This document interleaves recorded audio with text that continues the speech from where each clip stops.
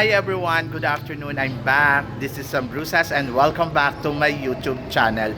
Oh my gosh, this is it guys. Pag-uusapan natin ngayon, reaction natin dito sa swimsuit preliminary competition ng mga kandidata dito sa Miss Universe Philippines for 2024. Ano nga ba ang reaction natin dyan? Yan ang pag-uusapan natin ngayon. So this is it guys. Nako, salamat naman sa Diyos kasi nilabas na nila yung preliminary competition.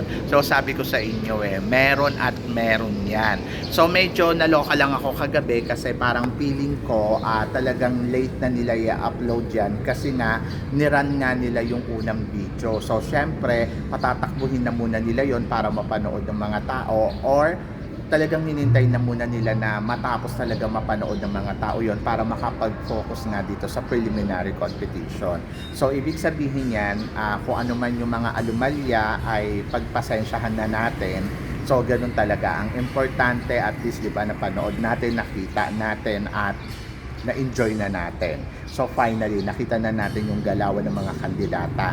So actually, wala akong time manood kagabi kasi anong oras na nila in-upload, madaling araw na. And then, kaninang umaga naman, syempre, unahin ko muna yung klasiko.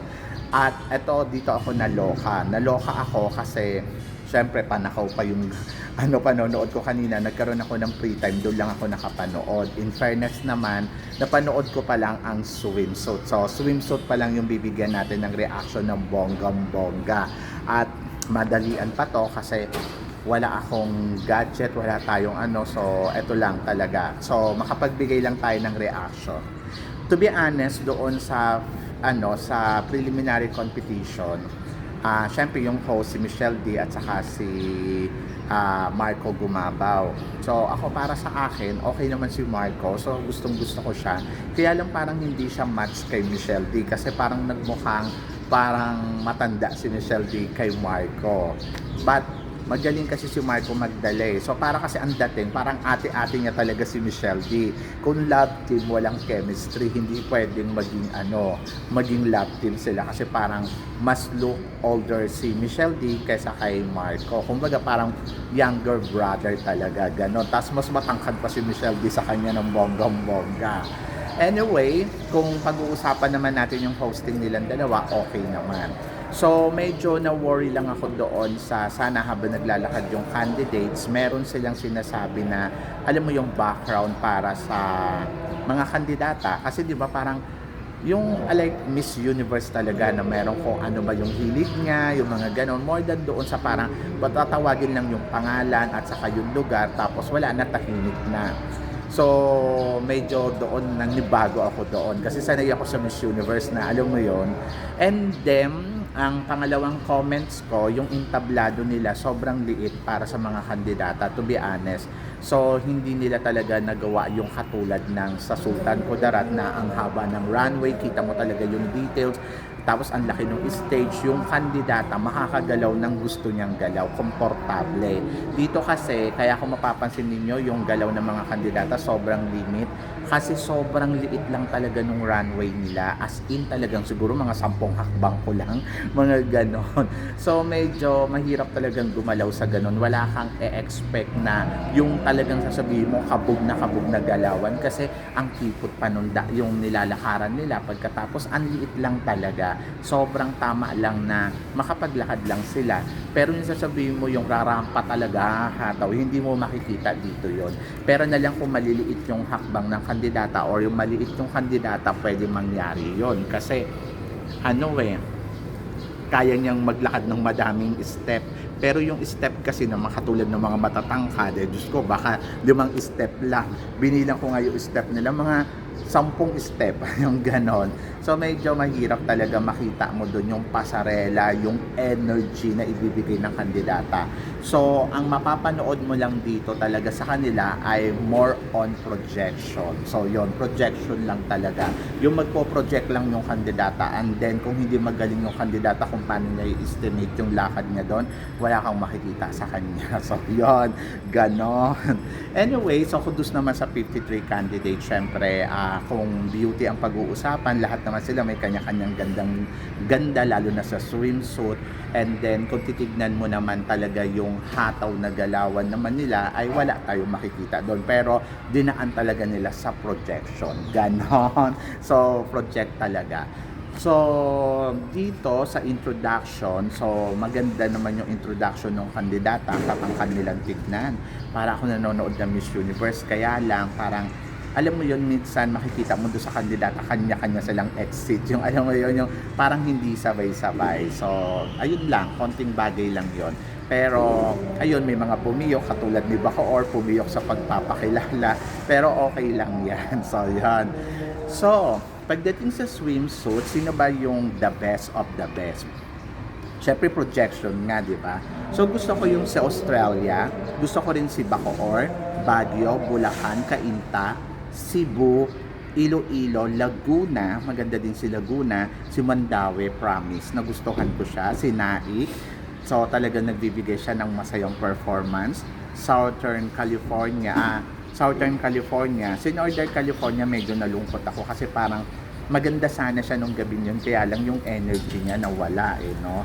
So si Palawan, magaling din, Pampanga, Quezon City, Quezon Province, Taguig, UK, Toledo, at saka Zambales. Sila yung mga nagustuhan ko na talagang yung rampa nila ay winner na winner at talagang masasabi ko naman, wow! Talagang umeksena talaga ng bonggang-bongga.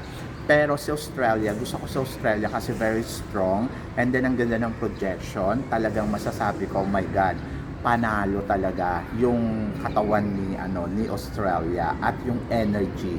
So next is si Bacoor. Si Bacoor, maganda rin yung pasarela niya, ang ganda ng pagbaba niya, ang ganda ng hakbang.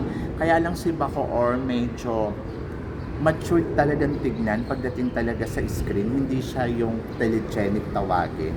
Tapos yung makeup niya, parang medyo matapang yung looks niya, kaya parang medyo, sabi ko sayang, no? Magaling yung performance, pero kung hahanapin mo talaga yung charm, medyo parang hindi ako nagandahan ng bonggong-bongga, pero yung galawan niya okay. So gusto ko yung galaw ni Bacoor. Si Baguio, consistent siya. So kung ano yung pinapakita niya talagang galawan, yun talaga yung makikita mo, in fairness kay Baguio. At gusto ko talaga yung energy niya, yung keep smiling niya. Siyempre beauty contest to, so dapat talaga nandoon talaga yung smile mo talaga on stage. And then si Bulacan parang supermodel yung datingan. Grabe, ang ganda ng styling. Gusto ko yung palong straight hair niya na naka-wig siya. Gusto ko rin yung makeup niya, gusto ko yung kulay. Kaya lang, hindi talaga siya ngumingiti. So ang dating sa akin, para ako nanonood ng next supermodel, yung mga rampahan sa supermodel, ganon ang dating niya. Pero kung sexy at projection, winner. And then si Bulacan yun, di ba? Si Cainta naman, oh my God, si Cainta, super playful talaga sa competition na to. Sobrang ang ganda nung pinakita niyong projection, yung mga tinginan niya sa camera, sobrang perfect. Yung rampahan niya, yung energy, tama lang. Sabi ko nga, hindi sila makarampa ng todo-todo kasi nga, di ba, maliit yung stage. Pero yung eksena mo, kung paano mo lalaruin talaga yung entablado, winner naman sa akin. And then, pagdating naman kay Cebu, medyo nakulangan lang ako kay Cebu. Nag-expect ako ng more transition, pero parang wala naman ako nakita. So, yon. But parang feeling ko yung worries niya nandoon, hindi niya naibigay yung talagang siguro yung gusto niyang ipakita. At saka yung ine-expect ko sa kanya.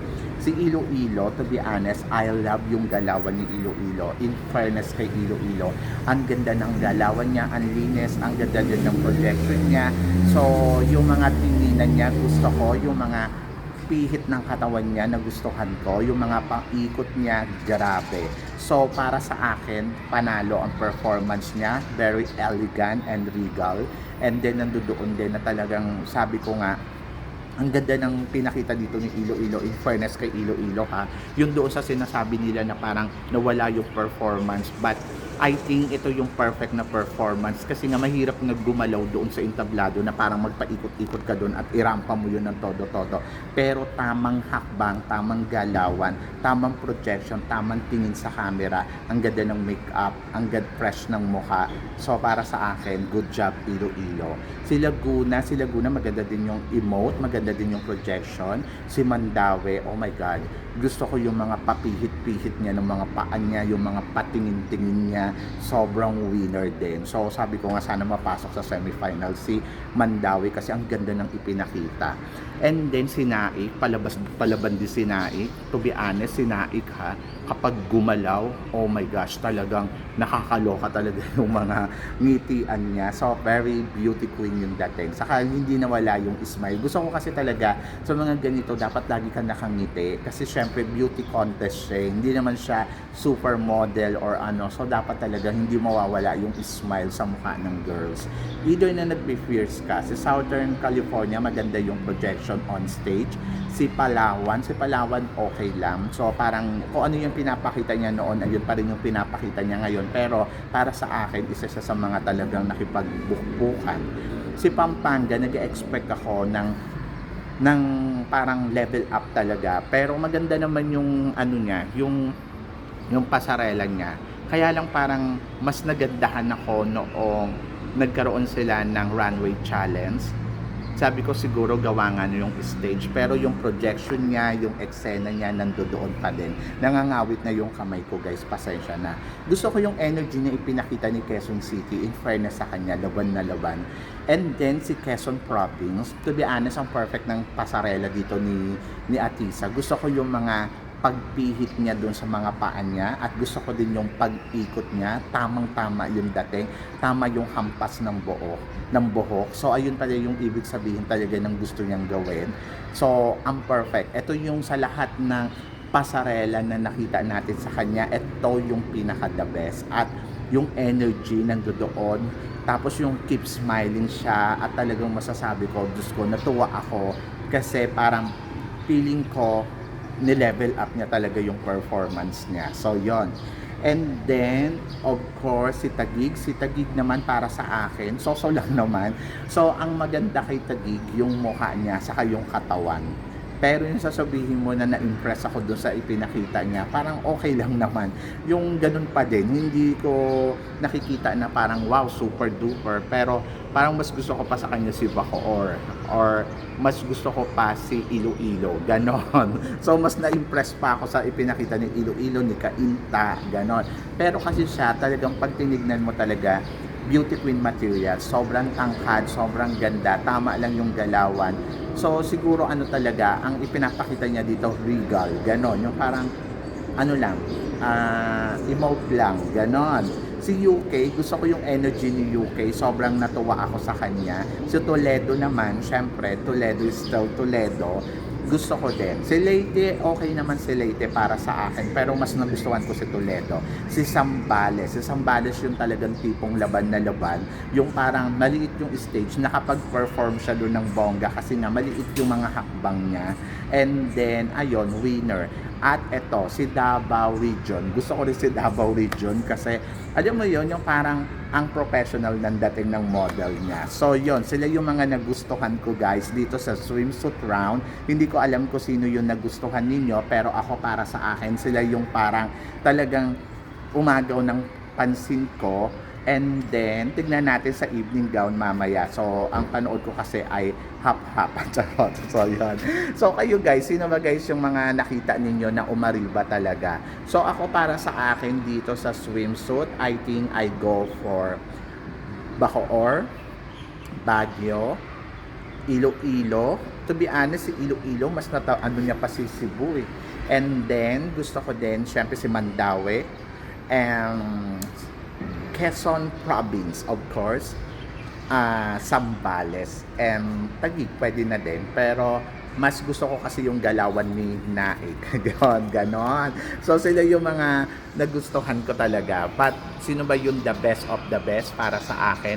I think Atisa Manalo is one of the best. Kasi parang, yung maganda yung ine-expect mo, ibinigay niya. Maganda yung ipinakita niyang energy, yung smile, at saka yung the best walk na parang nabuo niya. And then of course, gusto ko rin yung energy ni Iloilo. Si Iloilo kasi parang nagbawas siya, di ba?